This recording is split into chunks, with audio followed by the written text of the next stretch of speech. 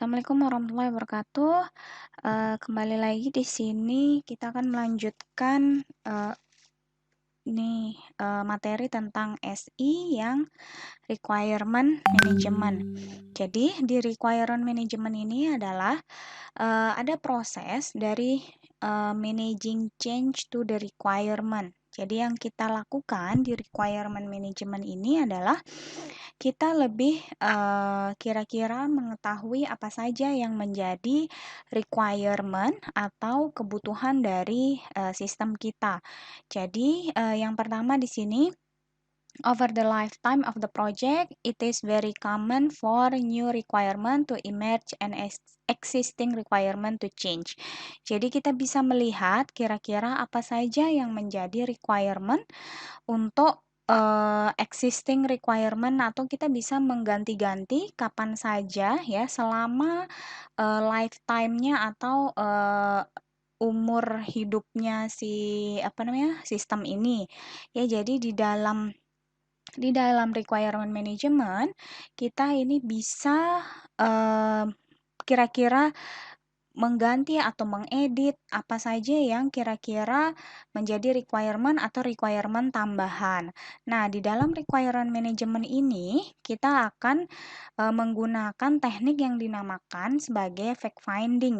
Nah, dalam menemukan fakta atau fact finding, kita harus mempunyai ethics-nya ya, karena kita akan bertemu dengan customer langsung ya. Jadi di sini di fact finding often bring system analyst into contact with sensitive information. Jadi kita anggap kalau kita sudah melakukan fact finding, berarti kita menjadi sistem analis ya. Di dalam sistem analis itu kita tidak boleh melakukan atau kontak with sensitive information ya. Jadi misalnya kita tidak boleh menanyakan tentang company plans atau rencana-rencana company ke depannya ya, kecuali kalau customer tersebut menyebutkan sendiri.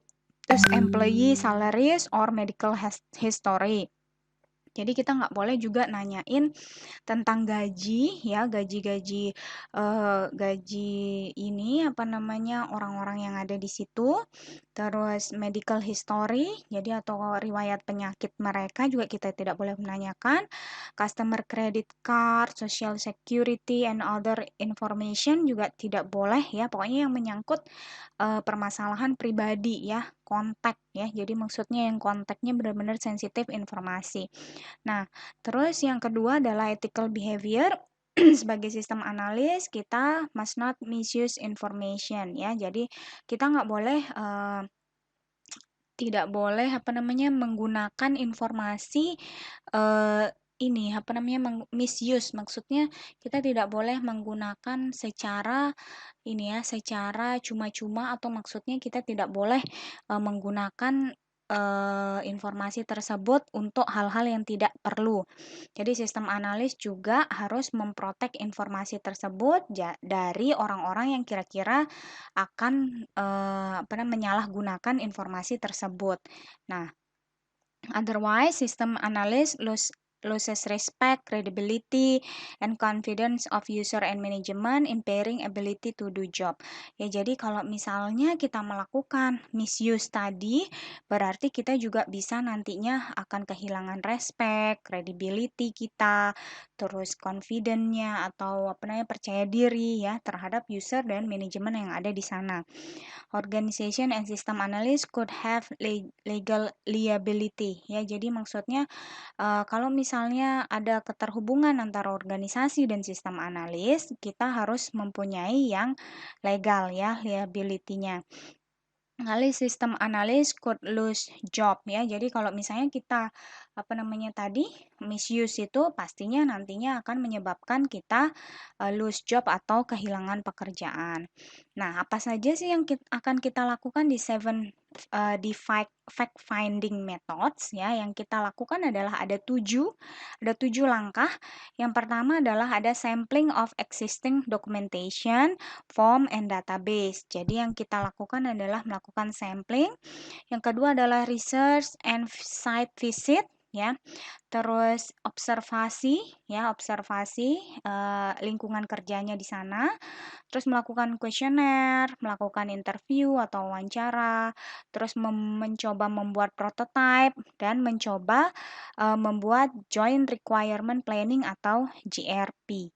Ya, inilah ketujuh fact finding methods ya. Yang pertama kita bahas dulu yang sampling existing ya, sampling existing documentation, form and file.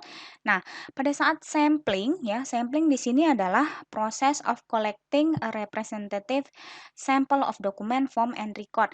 Jadi di sini kita akan memproses ya, memproses apa namanya, data-data yang ada di sana ya, yang berupa dokumen.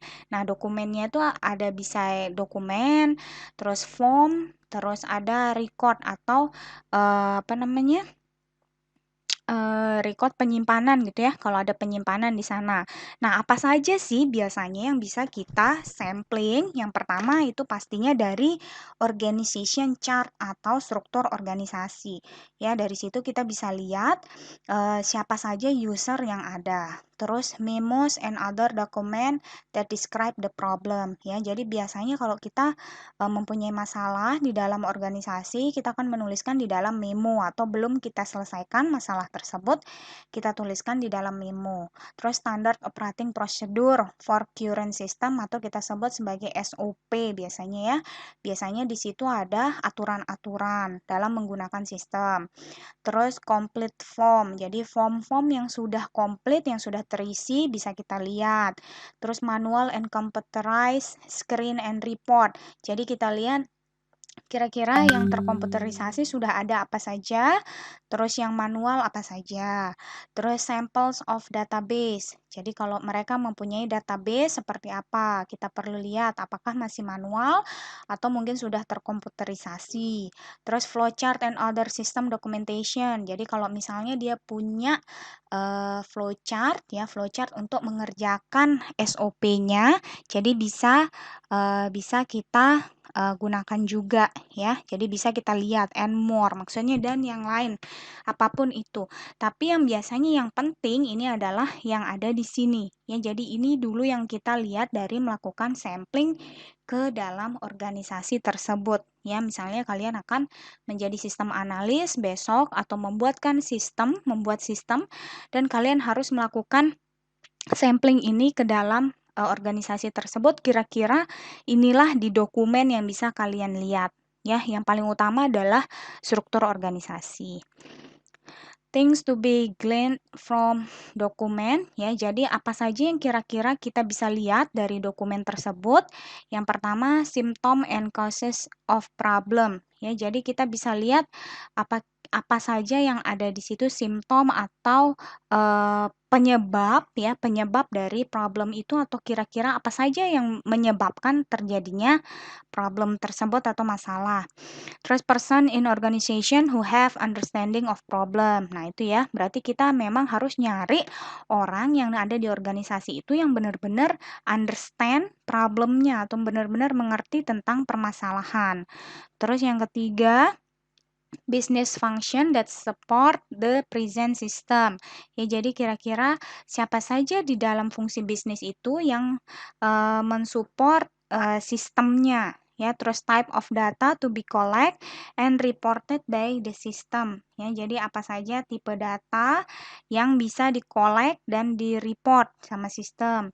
Terus question to that need to be covered in interviews. Jadi kita harus menyiapkan beberapa pertanyaan yang kira-kira nanti akan kita masukkan ke dalam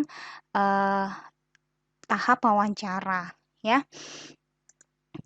Jadi ini why to sample complete rather than blank form. Jadi kita bisa melihat di sini kalau kita misalnya melihat dari sisi dokumen ya, dokumen di sini ada IT service misalnya. Nah, kita bisa melihat di sini apa saja yang ada ya. Kita bisa lihat misalnya ada satu dokumen yang namanya IT services atau service request. Nah, di sini kita bisa lihat Tipe data ya, apa saja yang akan mengisi ya, dari sini biasanya orang IT sudah mulai melihat, oh berarti nanti ada field computer name, assign to, report date, dan lain sebagainya yang ada di dalam form ini. Ini misalnya formnya masih berbentuk manual ya. Jadi kita bisa mulai menganalisis apa kira-kira tipe datanya, size datanya, terus kira-kira mana yang not use or not always use ya. Terus can see data relationship-nya kira-kira seperti apa. Ya, jadi kalau misalnya kita menemukan dokumen seperti ini, berarti kita bisa langsung menganalisis bahwa inilah yang ada computer name misalnya dari sisi field-field yang akan kita buatkan di dalam database misalnya. Oke.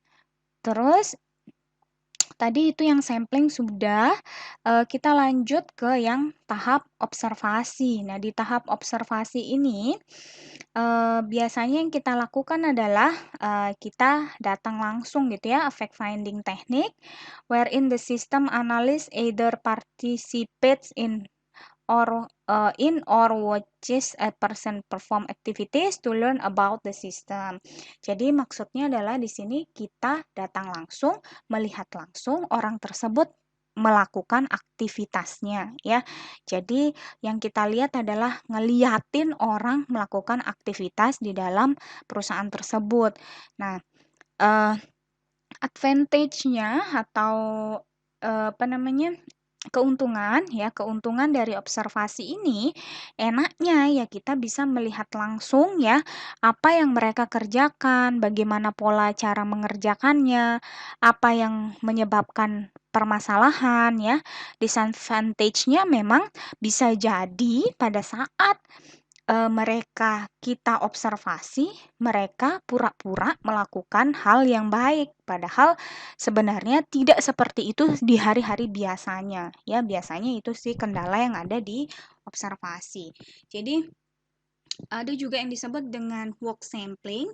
Ini a fact finding technique that involves a large number of observation taken at random intervals. Jadi di sini bisa kita melakukan observasi dengan nama work sampling. Maksudnya adalah tidak setiap hari kita datang, tapi maksudnya kita bisa melakukan misalnya seminggu sekali atau pada saat ada sesuatu saja ya.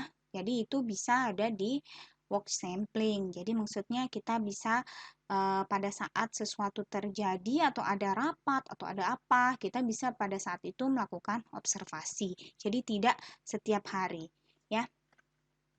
Terus di observasi ini yang kita lakukan adalah ini tadi ya, ada advantage and disadvantage di observasi, data gathered that can be very reliable ya. Jadi kita bisa melihat datanya secara langsung gitu ya, reliable banget kelihatan.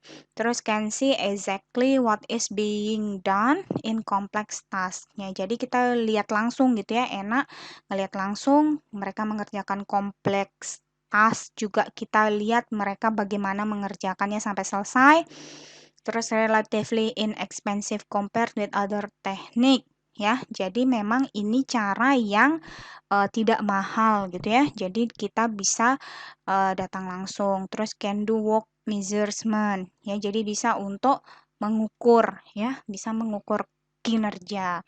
Terus disadvantage-nya atau kekurangannya ini adalah people may perform differently when being observed itu ya, tadi yang Ibu bilang, oke, orang bisa aja dia pura-pura melakukan sesuatu yang berbeda gitu. Terus work observed may not be representative of normal condition. Nah, itu tadi karena diobservasi ya udah tidak seperti normal hari-hari biasanya. Timing can be inconvenient ya, jadi maksudnya karena mereka di timing ya, jadi itu menjadi tidak nyaman gitu ya. Terus ada interupsi, some task not always perform the same way ya, jadi maksudnya task tersebut atau tugas tersebut tidak dilakukan sesuai dengan yang biasanya. Terus may observe wrong way of doing things ya. Kita bisa saja melakukan kesalahan pada saat melakukan observasi ya. Jadi guideline ya maksudnya adalah gimana sih caranya supaya observasi itu bisa dikatakan berhasil. Yang pertama, determine that who, what, where, when, why, and how of the observation. Jadi kira-kira ini kita bisa mendefinisikan 5 berapa nih 1 2 3 4 5 ya, 5W plus 1H apa saja yang mau kita observasi. Terus obtain permission from appropriate supervisor. Jadi kita minta izin dulu ya dari supervisornya. Terus inform those who will be observed of the purpose of the observation. Ya, jadi siapa kira-kira yang akan kita observasi itu kita sudah kita sudah mempunyai listnya. Keep low profile seperti biasa, terus take notes, jangan lupa menuliskan gitu ya. Terus review observation note with appropriate individuals ya. Jadi kalau misalnya nanti kita mempunyai hasil yang dirasa tidak ini maksudnya tidak kok kayak gini gitu ya, kita bisa menanyakan langsung kepada orangnya atau langsung kepada yang appropriate. Misalnya kita tanya ke supervisornya. Terus don't interrupt the individual at work. Jadi ya udah kita karena kita observasi yang kita lakukan hanya melihat saja, tidak mengganggu mereka bekerja. Terus don't focus heavily on trivial activities ya. Jadi kita jangan hanya fokus kepada aktivitas yang yang penting-penting aja. Mungkin hal-hal yang lain juga bisa mempengaruhi. Terus don't make assumption. Nah, pada saat observasi ini yang terpenting kita tidak boleh melakukan asumsi ya. Jadi kalau misalnya kita tidak mengerti lebih baik kita tanya kepada orang yang appropriate tadi. Karena kita tidak tahu apa yang benar-benar terjadi di perusahaan tersebut. Ya, oke. Itu dari sisi observation. Kita lanjut ke fact finding berikutnya adalah questionnaire. Jadi questionnaire ini seperti asal katanya adalah question ya. Berarti di questionnaire ini yang dilakukan adalah kumpulan banyak pertanyaan yang harus dijawab ya. Jadi a special purpose document that allows the analyst to collect information and opinion from respondent. Jadi kita nggak perlu ngeliatin mereka, jadi kita cuma kasih pertanyaan dan mereka akan menjawab. Terus jadi di sini ada beberapa format kuesioner, ada 2 di sini yang disebutkan. Ada yang pertama adalah free format kuesioner. Ini adalah kuesioner yang didesain ya untuk responden yang besar ya. Jadi a question is asked and the respondent record the answer in the space provided after the question. Jadi kalau free format ini questionnya langsung diberikan dan langsung dijawab oleh oleh responden. Jadi bisa saja questionnya berubah-berubah. Nah, kalau di fix format questionnaire, ini questionnaire containing question that require selecting an answer from predefined available responses. Jadi ya kalau fix format ini sudah fix ya pertanyaannya. Kuesioner ini juga mempunyai kelebihan dan kekurangan dalam pelaksanaannya ya. Jadi kuesioner advantage-nya adalah often can be answered quickly ya. Jadi kita harus menunggu orang untuk menjawab pertanyaan. Terus people can complete at their convenience ya. Jadi mereka bisa menyelesaikan pertanyaan tersebut senyaman mereka. Relatively inexpensive juga ya. Jadi dia di sini nggak terlalu mahal biayanya untuk mendapatkan data yang besar, large number data. Terus allow for anonym ya, kita memperbolehkan jadi nggak harus menuliskan namanya di dalam kuesioner, boleh untuk anonim. Responses can be tabulated quickly ya. Jadi dia bisa ditabulasi atau bisa direkap dengan cepat. Nah, disadvantage-nya return rate is often low. Jadi maksudnya bisa saja orang yang mengisi kuesioner ini lama untuk mengembalikan lagi hasil kuesionernya. Terus no guarantee that An individual will answer all question. Jadi nggak ada garansi ya kalau semua orang akan menjawab pertanyaan. Terus no opportunity to reward or explain misunderstood question. Ya ini bedanya dengan observasi. Kalau observasi tadi kan kita kalau nggak ngerti bisa langsung tanya. Nah kalau di kuesioner kita nggak bisa seperti itu ya.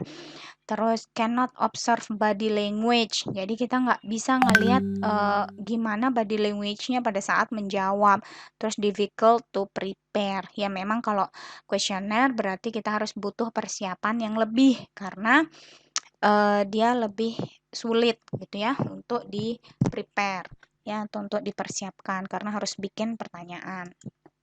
Nah, ini ada beberapa type of fixed format question. Jadi sebenarnya inilah yang disebut sebagai atau contoh dari pertanyaan yang fix ya dari untuk kuesioner tersebut. Ada yang disebut multiple choice question, yaitu berarti kan pilihan ya. Terus ada rating question dan ada ranking question. Nah, kalau di apa namanya? Misalnya kalau ini yang pertama contohnya adalah ranking question gitu ya. Jadi jawabannya adalah bisa persen, terus the implementation of quality discount ini ya. Ini yang ini disebut rating ya, rating question dan yang ini disebut multiple choice gitu ya. Jawab yes atau no. Ini dia types of fixed format question. Tadi kalau yang free format berarti itu mirip dengan wawancara interview. Jadi dia hanya apa pertanyaannya ya udah ditulis langsung di situ. Terus gimana kita membuat pertanyaan atau develop pertanyaan di dalam kuesioner? Yang pertama, determine what facts and opinion must be collect and from whom you should get them. Ya, jadi kita cari tahu dulu kira-kira fakta dan opini yang akan kita collect nanti itu dari siapa dan gimana caranya. Ya, itu kita tahu dulu. Terus based on the fact tadi dari fakta yang sudah kita dapatkan, determine whether free or fixed format yang mau kita pakai ya. Jadi kira-kira kalau kita udah tahu siapa yang mau kita tanyain, orang-orangnya seperti apa, individualnya kira-kira, berarti kita bisa menentukan mana pertanyaan yang paling pas, yang free atau yang fix ya, yang akan menghasilkan best answer atau apa namanya jawaban yang paling oke gitu ya.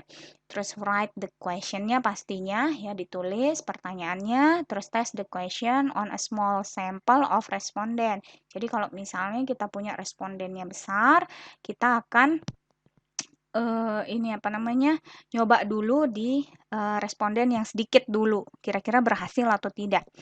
Terus duplicate and distributed the questionnaire, ini pastinya ya. Jadi kita perbanyak pertanyaan tadi, terus kita distribusikan.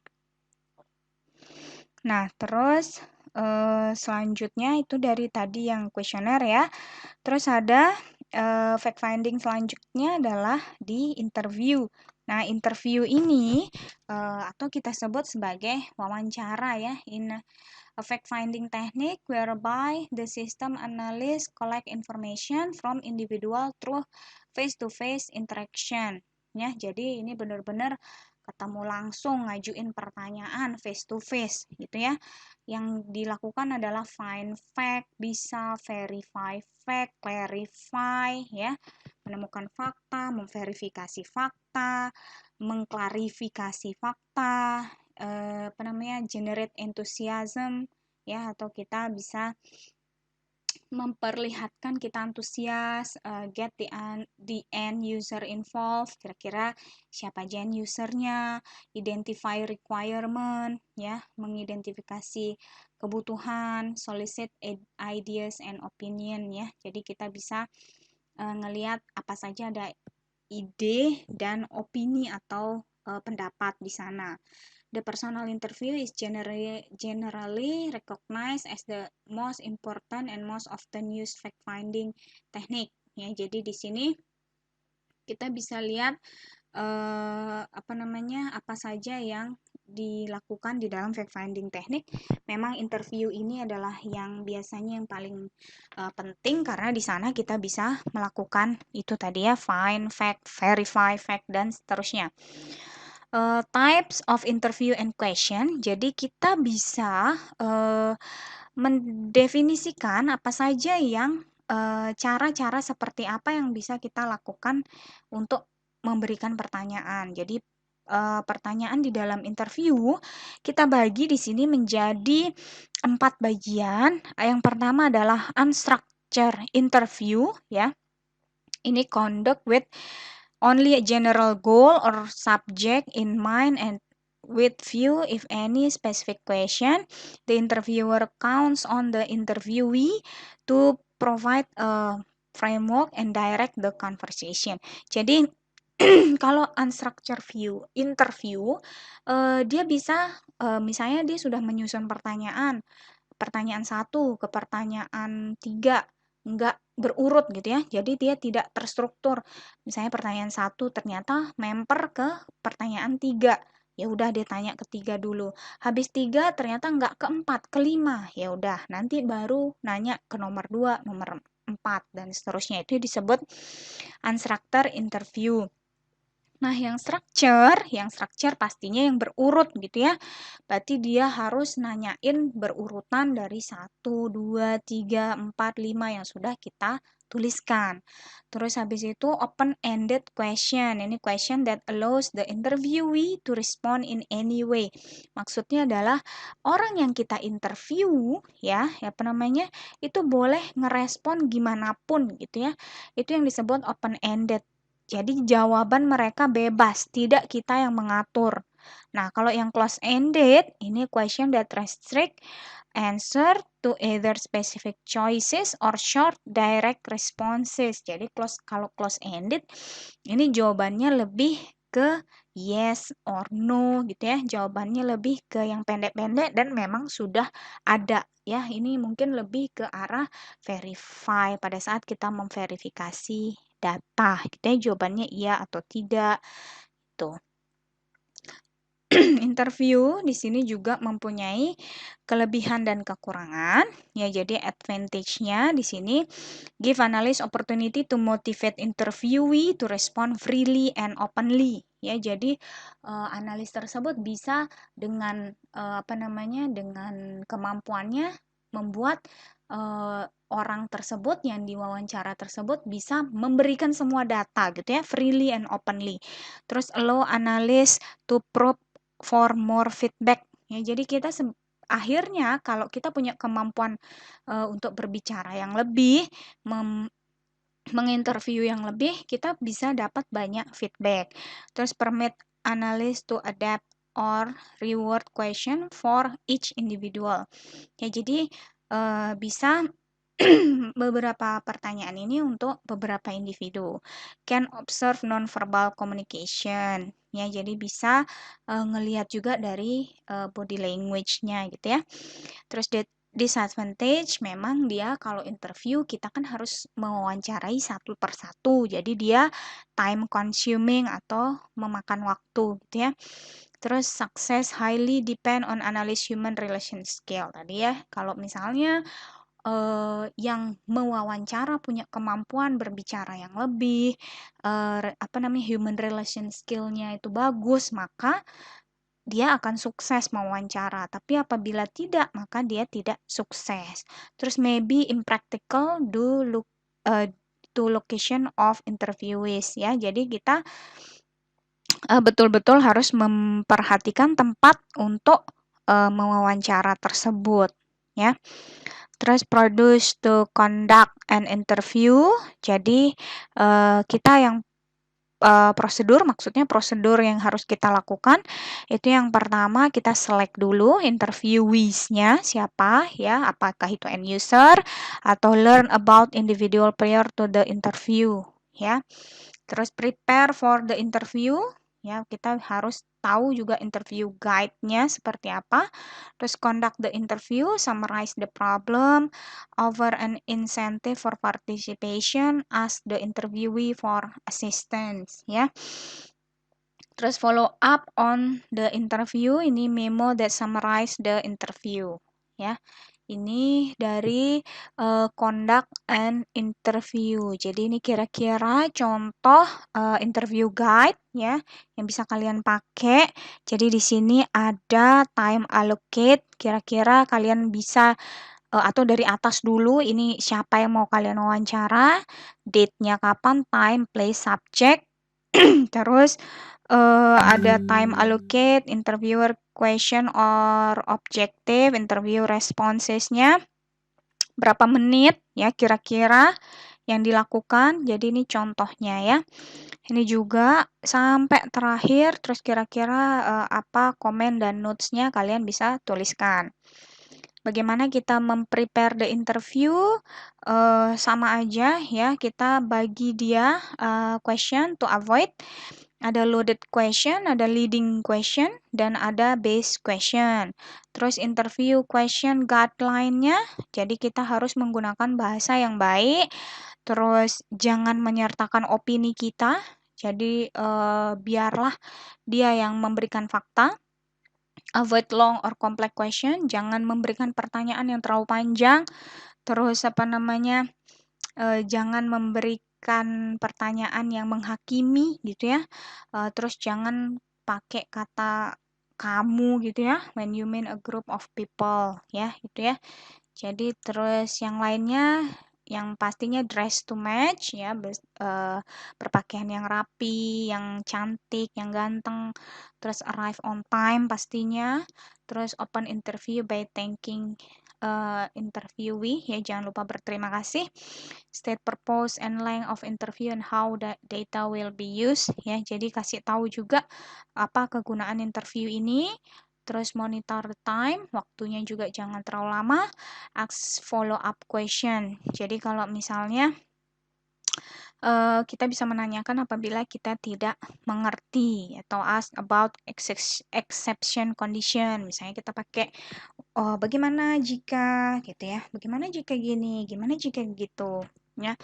Apa yang harus kita lakukan? Interview do's and don't ya. Jadi ini ya kalau do ya ini ya berarti harus pakai baju yang bagus, terus bisa mendengarkan, maintain kontrol, probe, observe ya. Ini lebih ke attitude kita. Terus yang don't ya jangan berasumsi ya. Terus bagaimana melakukannya, jangan menggunakan jargon, jangan bias gitu ya. Talk more than listen ya. Jadi jangan kita hanya mendengarkan, mungkin kita bisa menanyakan apa saja yang mau kita tanyakan. Terus tape record ya, take notes instead. Oke, ini yang ada ini body language-nya seperti apa ya, kira-kira kurang lebih seperti itu. Terus nah, ini fact finding selanjutnya ada discovery prototyping ya. Kalau discovery prototyping ini kan sudah kita jelaskan. Jadi kira-kira kita bisa memberikan atau building a small scale ya. Jadi kira-kira model yang mau kita kasih tahu ke customer itu seperti apa. Nah, discovery prototyping di sini advantage-nya adalah can experiment to develop understanding of how system might work ya. Jadi di sini kira-kira kita akan kasih tahu gimana sistem itu akan bekerja, terus lebih enak gitu ya. Aids in determining feasibility and usefulness of system before developing. Jadi kasih tahu juga mereka ini sangat penting ya, bla bla bla. Terus serve as training mechanism. Terus aids in building test, plan and second scenarios. Ya, kita bisa seperti yang sudah dipelajari sebelumnya, kita bisa building langsung bersama mereka, ada skenario yang bisa kita gunakan ya. May minimize time spent on fact finding ya. Ini memang bisa meminimalkan waktu pada saat fact finding. Disadvantage-nya, developers may need to be trained in prototyping, user may develop unrealistic expectation dan could extend development schedule. Ya, jadi ini memang kita butuh waktu yang lebih biasanya ya untuk melakukan prototype. Oke, ini fact finding yang terakhir ini disebut sebagai Joint Requirement Planning ya. JRP ini adalah yang kita lakukan adalah structure group meeting sebenarnya ya. Di JRP ini yang kita lakukan adalah seperti FGD gitu ya, forum group discussion ya. Di sanalah kita akan melakukan meeting ya. Jadi siapa aja yang perlu di dalam JRP partisipan itu pastinya yang memang sangat-sangat terlibat di dalam sistem. Ini contohnya adalah ada sponsor, fasilitator, user and manager, scribes, IT staff, ya. Apa yang dilakukan di dalam perencanaan JRP session? Yang pertama pastinya kita harus menentukan lokasi yang tepat dulu, ya. Makanya biasanya kenapa FGD itu dilakukan di hotel atau sejenisnya itu karena ya memang mencari tempat yang nyaman ya, away from workplace when possible. Ya, jadi memang cari tempat yang jauh dari tempat kerja yang membuat nyaman. Requirement several rooms, terus ada table, chairs ya, ada meja, kursi, whiteboard mungkin ya, ada proyektor, needed computer equipment pastinya. Terus tadi kita perlu menyiapkan partisipan yang benar-benar sesuai. Terus preparing the agenda pastinya, melakukan briefing, terus dan lain-lain. Di sini contoh aja bagaimana mengatur JRP session yang baik. Biasanya kita kalau rapat membentuk huruf U dan seterusnya ya. Bagaimana supaya saling berinteraksi dengan baik ya. Jadi guidelines for conducting a JRP session di sini do not unreasonably deviate from the agenda ya. Jadi pastikan semua itu on schedule gitu ya. Terus jangan lupa menulis apa saja yang perlu, terus tidak perlu menggunakan jargon, tidak ada konflik resolution skill, terus ada breaks-nya, ada grup konsensus. Jadi yang diinginkan adalah bisa mengemukakan apa saja yang kira-kira dibutuhkan oleh sistem melalui meeting ini. Biasanya di dalam JRP yang kita lakukan adalah brainstorming ya. Ini adalah teknik generating ideas by encourage participant ya, yang punya many ideas gitu ya. Jadi di dalam brainstorming ini biasanya yang kita lakukan adalah menggali apa kira-kira ide-ide yang dipunyai oleh yang ada partisipan tadi. Ini brainstorming guidelines ya, ini apa saja kira-kira yang kita butuhkan untuk melakukan brainstorming. Nah, ini nanti kalian baca sendiri. Benefit of JRP. Nah, JRP ini sebenarnya memang dibutuhkan ya untuk mendevelop sistem secara menyeluruh ya antara tadi customer, end user langsung, partisipan dengan developer. Oke, jadi sudah semuanya teknik fact finding-nya tadi yang perlu kita garis bawahi dan beri kesimpulan. Di sini adalah fact finding strategy ini learn more from existing document, form, report and file ya. Itu jadi jangan lupa yang pertama kita akan melakukan ada existing document, form, report and file. If appropriate, observe the system in action. Terus given all fact-nya already collected, design and distribute questionnaire juga, terus conduct interview tadi untuk siapa saja interviewnya, terus optionalnya bisa kita kasih prototype-nya kalau misalnya kita sudah mengerti atau sudah membuatkan ya, terus follow up the verify facts ya, jadi kira-kira fakta-fakta apa saja yang diperlukan itu kita bisa melakukan verifikasi pada saat wawancara. Oke, itu saja tentang fact finding strategi di dalam requirement management ya. Jadi kira-kira itu yang bisa kita lakukan sebagai sistem analis pada saat menggali data lebih banyak. Oke, besok kita akan bahas untuk diskusi lebih lanjut mengenai materi ini. Terima kasih banyak. Assalamualaikum warahmatullahi wabarakatuh. Selamat siang.